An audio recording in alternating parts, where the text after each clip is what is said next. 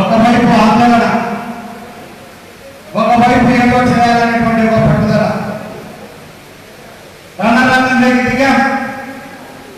గెలుపు ఓటమో వీరసత్వమో ఈ రోజు సాధించుకునేదానికి సిద్ధంగానే ఉన్నానని చెప్పి నేను కూడా తెలియజేసుకుంటున్నాను. 4 ఎన్నికలు ఇప్పటి వరకు పోటీ చేశాను. 4 ఎన్నికల్లో కూడా నా ప్రత్యర్థి ముందర ఓడిపోవడం జరిగింది. 5వసారి ఓడిపోవడం జరగకూడదు. ఎటువంటి పరిస్థితిలో కూడా పులివెందులో గెలవాలనేటువంటి తెలుగుదేశం పార్టీ అధికారంలోకి వచ్చినప్పటి నుంచి ఈ యొక్క పులివెందుల నియోజకవర్గ ప్రాంతంలో ఉన్నటువంటి ప్రజలందరూ కూడా మన్ననలు పొందేదానికి, వారికి కూడా సహాయం చేసేదానికి గడిచిన 5-6 సంవత్సరాల నుంచి నా శాయశక్తులా కృషి చేసేటువంటి విషయాన్ని మీ అందరూ ఒకసారి ఆలోచన చేయవలసిందిగా నేను కోరుతున్నాను. ప్రతి ఒక్కసారి ఎన్నికలు పోయేటప్పుడు రాజశేఖర రెడ్డి మీద ఉన్నటువంటి వ్యతిరేకతతో ఆ వ్యతిరేకతను ఓటుగా అడగడం తప్పితే ఎవరైనా వచ్చి నువ్వు ఏం చేశావంటే ఏమాత్రం కూడా చెప్పుకునేటువంటి పరిస్థితిలో మనం లేవు. అటువంటి పరిస్థితి మనం ఉండకూడదు. ఏ గ్రామానికి పోయినా, ఏ వ్యక్తి దగ్గరికి పోయినా గర్వంగా గౌరవంగా అన్నా నీ ద్వారా మాకు మేలు జరిగింది, నీకు ఓటు వేస్తామని చెప్పి ప్రయత్నం చేశారు. ఆ ప్రయత్నం చేసేటప్పుడు పులివెందుల తాలూకాలో ఉన్నటువంటి అన్ని గ్రామాల్లో కూడా అందరి మన్ననలు పొందేదానికి నేను ప్రయత్నం చేసినప్పుడు నిజంగా నాకు బాగా కలుగుతా ఉంది. నా సొంత గ్రామం, నా సొంత మండలాన్ని నిజంగా కొంచెం నిర్లక్ష్యం చేసేటువంటి విషయం వాస్తవం. సోదరులారా క్షమించండి. కొంచెం నిర్లక్ష్యానికి వేంపల్లి మండలం గురువు కావడం వాస్తవం. కానీ అదేదో నేను అహంభావంతోనో లేకుండా ఉంటే అనవసరంగా చేసేటువంటి పరిస్థితి కాదు. నా ముందు అనేక సవాళ్ళు.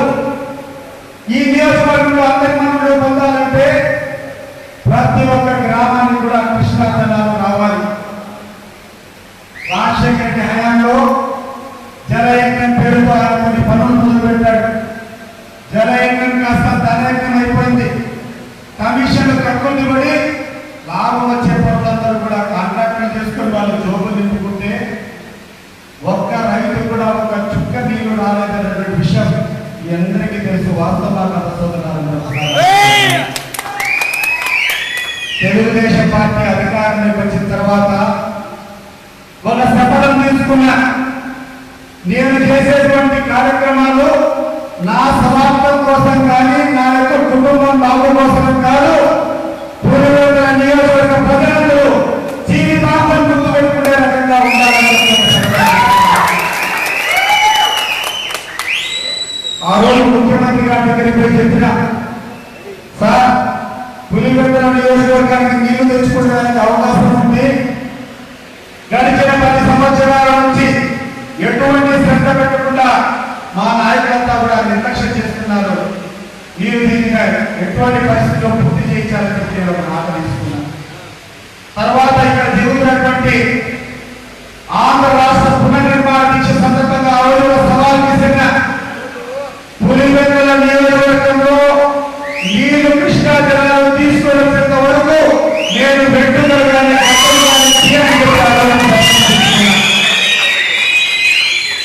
చాలా మంది నవ్వారు, చాలా మంది అపహాస్యం చేశారు. కొంతమంది అయితే ఇది 3 రోజులు నాటకమే, 3 రోజుల నుంచి మళ్ళీ తీసేసుకుంటారు అనుకున్నారు.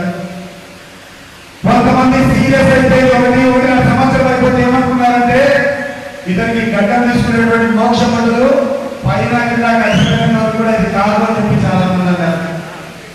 వైఎస్ఆర్ కాంగ్రెస్ పార్టీ నాయకులు అయితే ఒక్క మాట కూడా మాట్లాడలే. వాళ్ళు లోపల సంకల్పం పెట్టుకున్నారు, సంబరాలు పడ్డారు. ఇతనేదో అనాలోచితమైన నిర్ణయం తీసుకున్నాడు. ఎక్కడొస్తాయి నీళ్లు రాజశేఖర రెడ్డి గారి సాధ్య గారికి ఎక్కడి నుంచి చేస్తారని చెప్పి వాళ్ళందరూ కూడా సంకల్పం పెట్టుకున్నారు. కానీ సోదరులారా, నా చిత్తశుద్ధి ముందర చంద్రబాబు నాయుడు గారి చిత్తశుద్ధి ముందర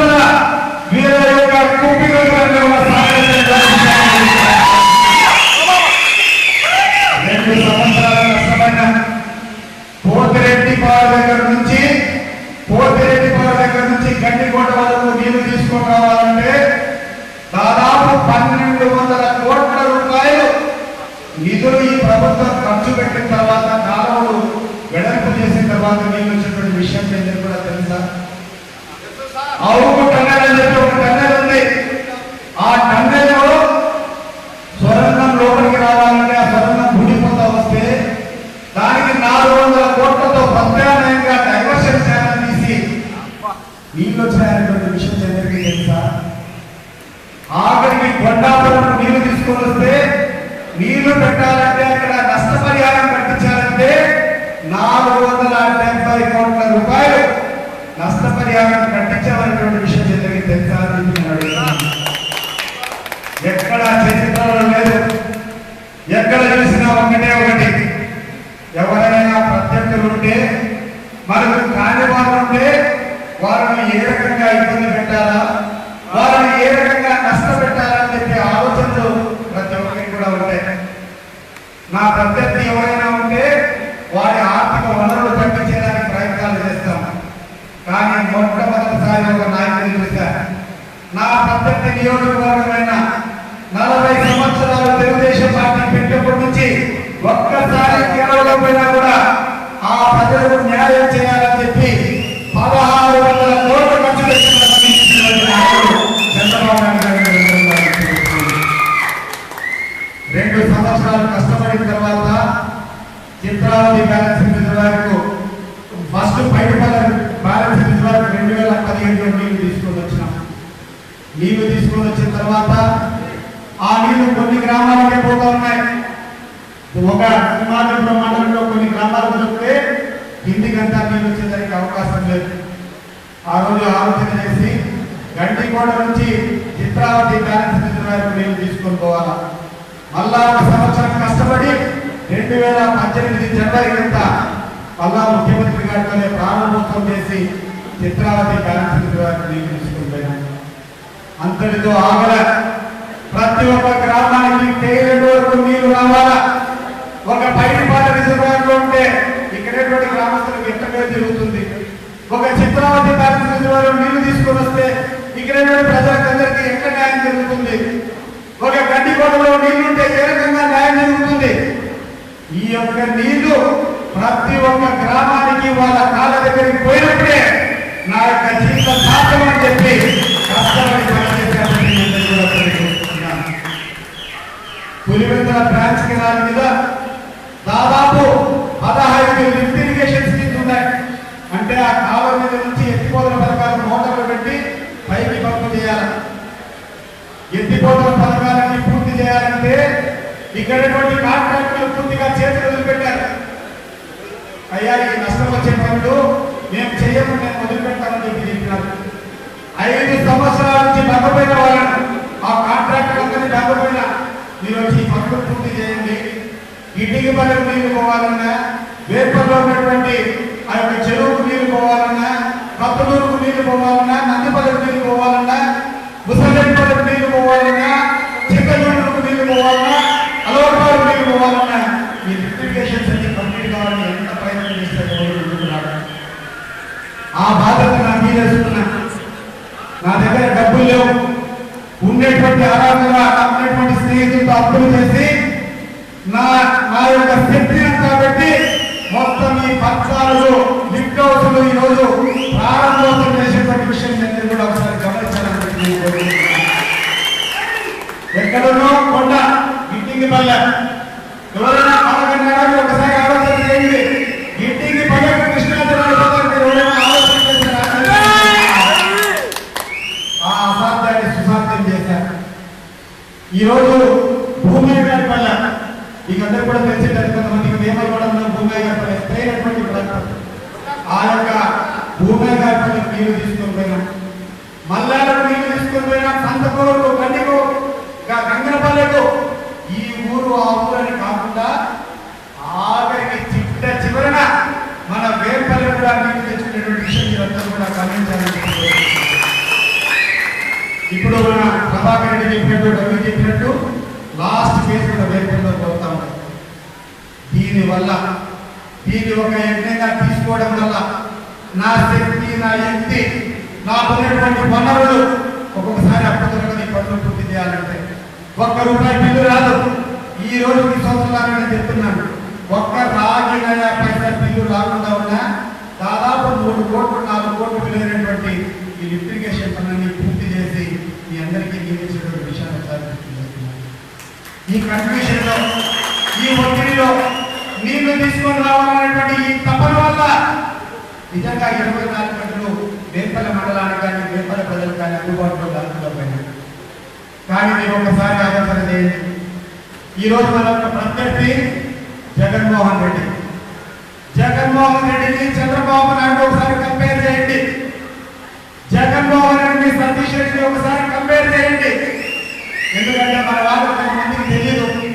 మన వేపలలో ఉన్నటువంటి కార్యకర్తలకు ఎట్లంటే చాలా వీక్నెస్లు ఉన్నాయి. ఎవడన్నా వచ్చి పక్కన మీద ఒక చిన్న నిపులో చూస్తే మీరు టక్కాన్ని ఫైర్ అయిపోతూ ఉంటారు. వీళ్ళకి వాస్తవాలు తెలియవు.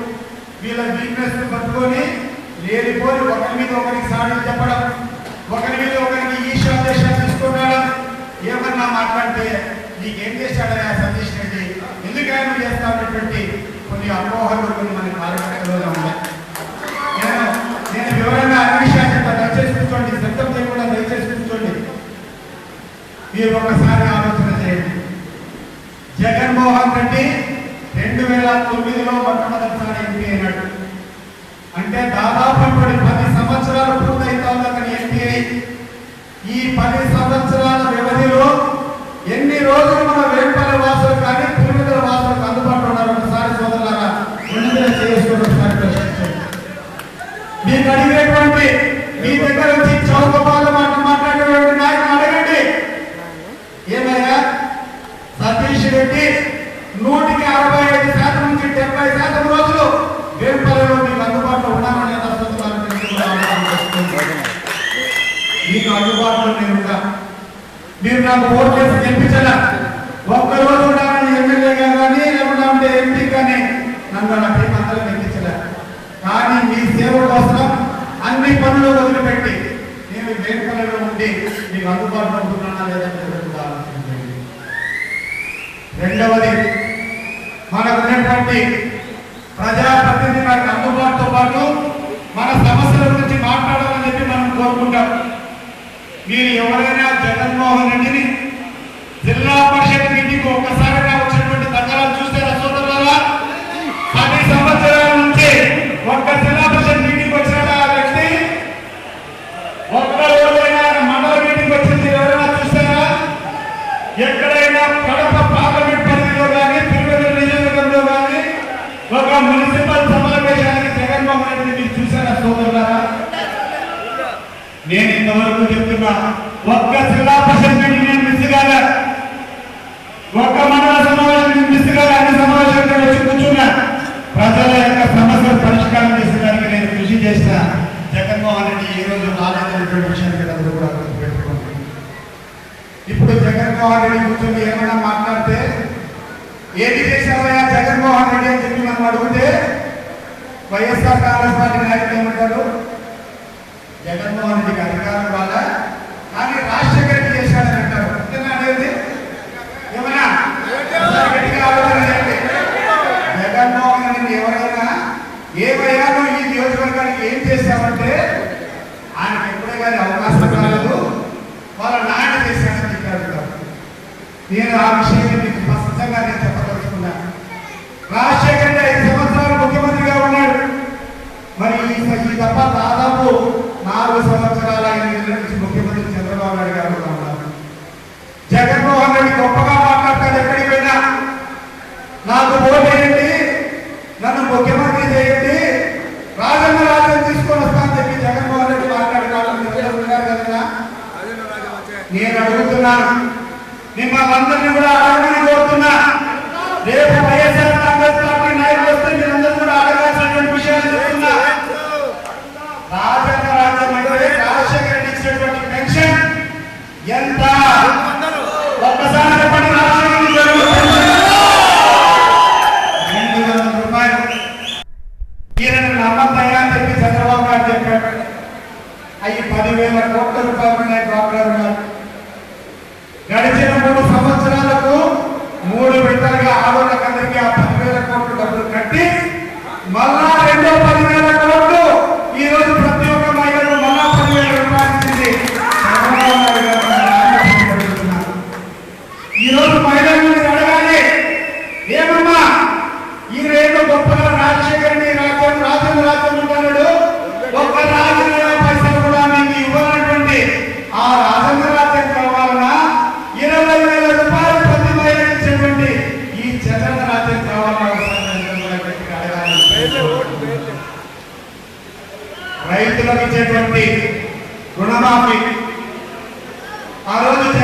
ఆల్రెడీ చెప్పాడు, రుణమాఫీ అసాధ్యము, ఎవరు కూడా రుణమాఫీ చేయడానికి పరిస్థితుల్లో ఈ రాష్ట్ర ఆర్థిక పరిస్థితి లేదు, ఇది అసంభవం అని చెప్పారు జగన్మోహన్ రెడ్డి చెప్పాడు. ఈరోజు సోదరులారా గర్వంగా గౌరవంగా రైతులందరూ ఎరగండి, ఏమైనా రోజు జగన్మోహన్ రెడ్డి సాధ్యం కాదన్నాడే, మీకందరికీ కూడా రుణమాఫీ ఇచ్చి అసాధ్యాన్ని సుసాధ్యం చేసింది చంద్రబాబు నాయుడు గారు. మీకు తెలియని విషయం ఒకటి చెప్తున్నాను, ఒక్క పులివెందుల నియోజకవర్గంలో 279 కోట్ల రూపాయలు ఈ యొక్క రైతుల ఖాతాలో జమ చేసింది చంద్రబాబు నాయుడు గారు ఖాతా అని చెప్పి ఒక్క రాగిన పైసా, ఒక వీసమెట్టు రాజశేఖర హయాంలో మంత్రికి ఎవరికైనా పేరు జరిగిన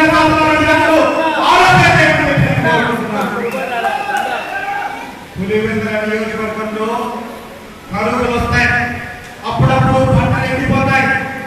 నేను అడుగుతున్నాను, మొత్తం రాజశేఖర ఉన్నటువంటి 5 సంవత్సరాల్లో రైతులందరూ కూడా అడగండి, ఎన్ని కోట్ల రూపాయలు ఇన్సూరెన్స్ ద్వారా కూడా డిస్కస్ చేయాలా? ఇది చర్చనీయాంశం కావాలా? 20 కోట్ల రూపాయలు కూడా ఈ యొక్క పులివెందుల తాలూకాలో ఇన్సూరెన్స్ రానటువంటి దయనీయమైనటువంటి పరిస్థితి.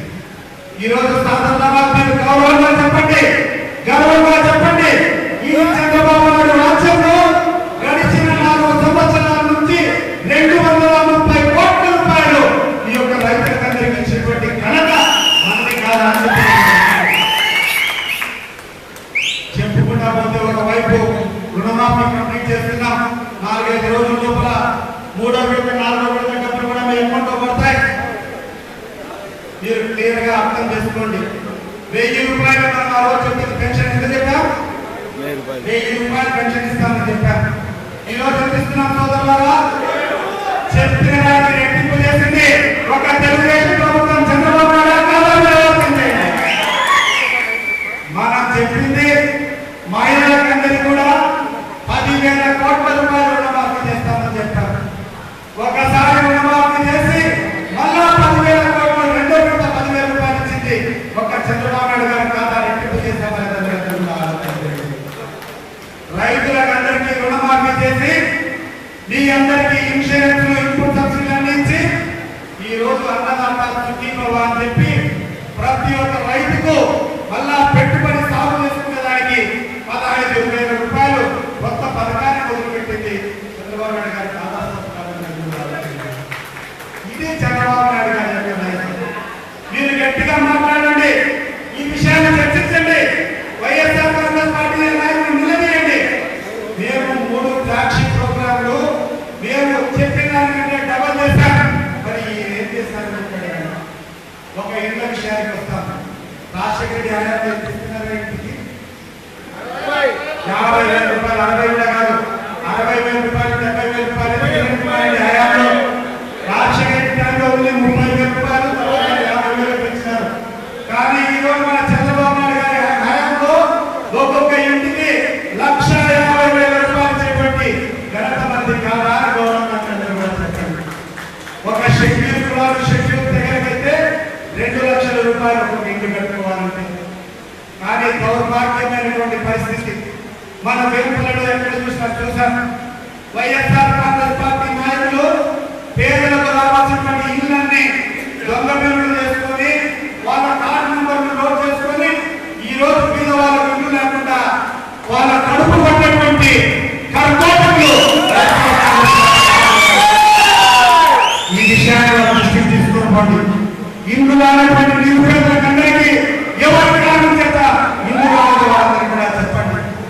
ఈ రోజు వాళ్ళ కూడా స్వార్థంగా వివరించుకున్నా ఉంటే 1.5 లక్షలు మనందరికీ కూడా ఇల్లు చేయాలి కదా. మీరందరూ కూడా ఒకసారి ఆలోచించండి. డీలర్షిప్లు, రేషన్ షాపులు, ఇంతకుముందు మీల ఇష్టాచారం రాజ్యం ఉంది. ఈ రోజు సక్రమంగా ప్రతి ఒక్క పేదవాడికి బియ్యం వస్తున్నాయంటే చంద్రబాబు నాయుడు ప్రవేశపెట్టినటువంటి బయోమెట్రిక్స్ విధానం కాదా? మీరు ఒకసారి గట్టిగా చెప్పండి అందరికీ. ఈ రోజు పండుగ వస్తే ఉచితంగా కానుకలిచ్చేది ఏ రోజున రాజశేఖర్ 1 రూపాయి ఇచ్చాడు. స్వతంత్రంగా ఒక కేజీ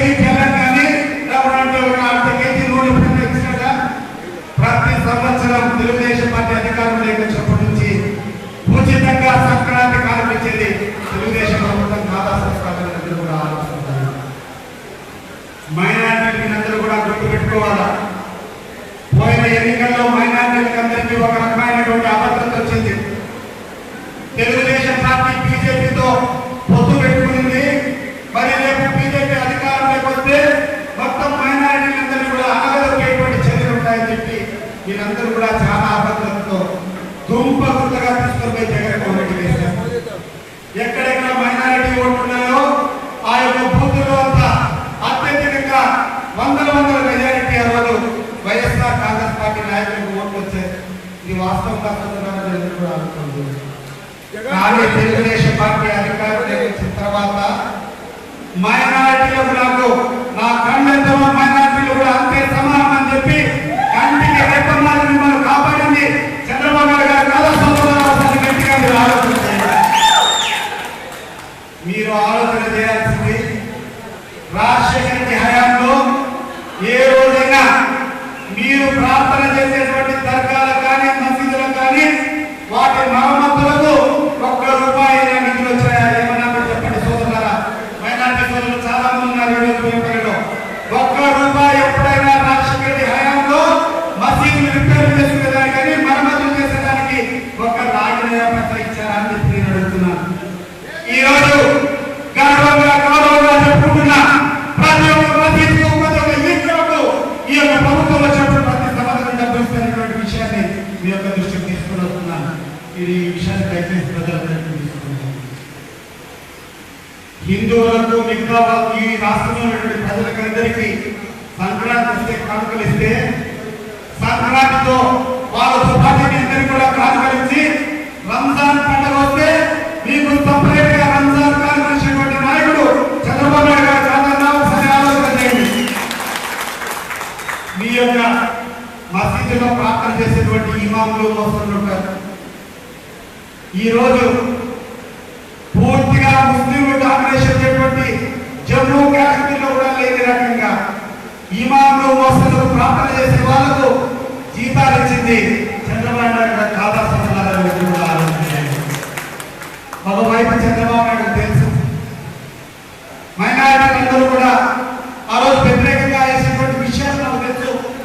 మైనారిటీలు అత్యధికంగా ఉన్నటువంటి ప్రాంతాల్లో బాగా తక్కువ వచ్చేటువంటి విషయం మాకు తెలుసు.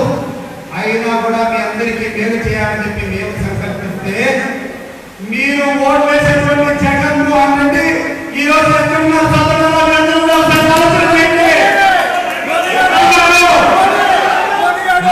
మోడీ కాళ్ళ దగ్గర మోకరి ఆయన దగ్గర చిప్పములు పెట్టుకొని అయ్యా కేసులో నుంచి మనం బయట అని చెప్పి ఓ కాళ్ళ మీద నిలబడినటువంటి వ్యక్తి ఈ దౌర్భాగ్యం జగన్మోహన్ రెడ్డి కాళ్ళ సోదరులు ప్రతి ఒక్క మైనారిటీ ఈ యొక్క విషయాన్ని తెలియజేయాలి. జగన్మోహన్ రెడ్డికి ఓటు వేస్తే మీ యొక్క ఆత్మ గౌరవం ఆ నరేంద్ర మోడీ కాళ్ళ దగ్గర ఉంటుందనేటువంటి విషయాన్ని గుర్తుపెట్టుకోండి. రాష్ట్రానికి మేలు కావాలని చెప్పి చంద్రబాబు నాయుడు మోడీతో యుద్ధం చేస్తూ ఉంటే అపోజిషన్ పార్టీలో ఉన్నటువంటి జగన్మోహన్ రెడ్డి గొంతు కలపాల్సింది పోయి ఏ రోజైనా ఒక్కసారైనా నరేంద్ర మోడీని మాట వరుసగా ఎప్పుడైనా ఏమైనా అన్నాడన్నా కూడా ఆలోచించాలి. మరి ఆ వ్యక్తి రేపు అధికారంలోకి వస్తే మనకేమైనా సహాయం చేస్తారా? ఏమి చేయడు.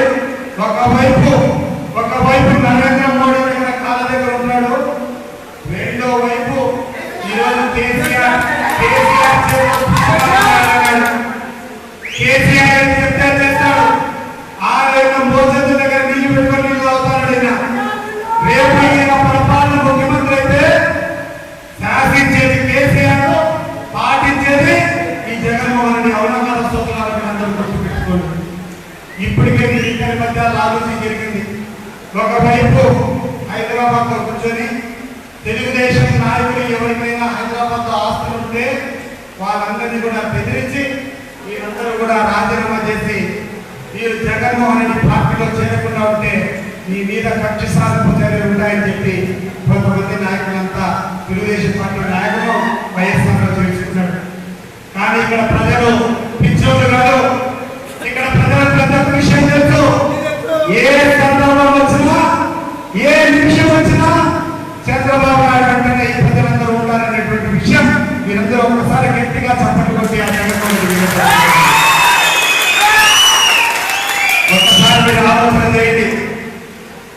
పులివెందుల నియోజకవర్గంలో చాలా మంది మనం గెలవలేమనుకుంటారు. గడిచిన 40 సంవత్సరాల నుంచి ఒకటే కుటుంబం పాలన చేస్తూ ఉంది. ఈ రోజు ఆ కుటుంబాన్ని ఓడగట్టేటువంటి శక్తికి ఎక్కడి నుంచి వస్తుందని చెప్పి కొంతమంది నన్ను ప్రశ్నిస్తున్నారు. నేను చెప్తున్నా, సావధానంగా వినండి. 33,000 మందికి ఈ రోజు 2,000 నుంచి 3,000 రూపాయలు పెన్షన్ జరుగుతూ ఉంది. మీ ఇళ్ళల్లో కూడా చాలా మందికి పెన్షన్ వస్తూ ఉంటుంది. మీ పక్కన ఇంట్లో వాళ్ళకి వస్తూ ఉంటుంది. మీ వీధిలో ఉండే వాళ్ళకి వస్తూ ఉంటుంది. మీ ఊళ్ళలో ఉండే వాళ్ళకి పెన్షన్ వస్తూ ఉంటుంది. నాకు తెలిసి పెన్షన్ తీసుకునే వాళ్ళలో 100% పైన మన ఓటు వస్తాయి లేదా సోదరులారా? అంటే 33,000 ఓట్లలో 90% అంటే ఎంత? 27,000 ఓట్లు మన అకౌంట్లోకి వచ్చేసేనా? 27,000 పక్కన పెట్టండి. రెండవది, ప్రతి ఒక్క ఎన్నికల్లో ప్రతి ఒక్క పార్టీ తీసుకొని పోయి డబ్బులు పంచుతామా లేదా? ఎన్నికల్లో ఓట్లు పంచేది ఎందుకు పంచుతాం?